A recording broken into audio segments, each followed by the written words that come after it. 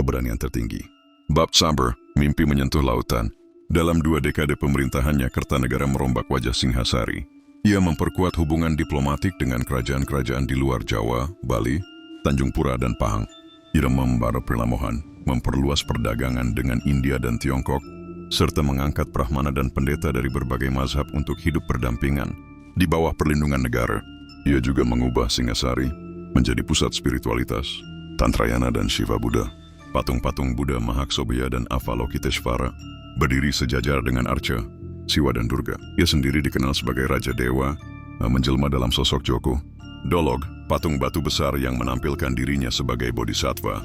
Kertanegara tidak membangun candi untuk dirinya, tapi untuk ide-ide bahwa Nusantara dapat bersatu bukan karena perang, tapi karena jiwa.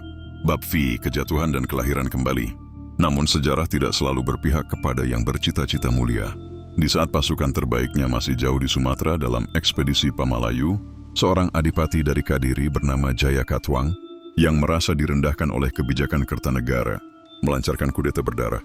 Istana Kutaraja diserbu. Pasukan penjaga tak mampu menahan serangan dari dalam negeri sendiri. Dalam kerusuhan itu, Kertanegara gugur, diserang saat sedang dalam perjamuan keagamaan. Hari itu tahun 1292, matahari terakhir Singhasari terbenam dalam darah. Tapi dari abu keruntuhan itu, muncul seorang pangeran muda yang berhasil lolos, Raden Wijaya, menantu Kertanegara. Ia kelak akan mendirikan Majapahit, meneruskan dan bahkan menyempurnakan mimpi sang mertua tentang Nusantara. Bab C, warisan yang menembus abad.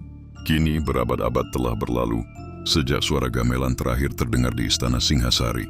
Namun nama Kertanegara tetap hidup, bukan hanya sebagai raja terakhir Singhasari, tetapi sebagai visioner pertama Nusantara. Ia tidak hanya memerintah, ia bermimpi. Ia tidak hanya berperang, ia bernyatuan.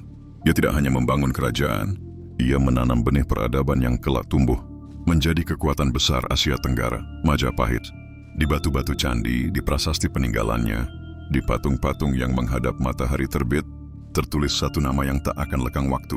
Sri Maharaja Diraja Kertanegara, raja yang menantang dunia dan menyatukan jiwa-jiwa bangsa. Bab 7, prasasti dan janji langit. Beberapa tahun sebelum wafatnya, Kertanegara memahat sebuah prasasti suci, dikenal sebagai Prasasti Wurare, bertanggal tahun 1289. Saka yang dalam penanggalan Masehi jatuh pada sekitar tahun 1267. Dalam prasasti ini, ia digambarkan telah mencapai kebudaan dalam wujud Jnaneshvara, yang berarti yang mengetahui segalanya.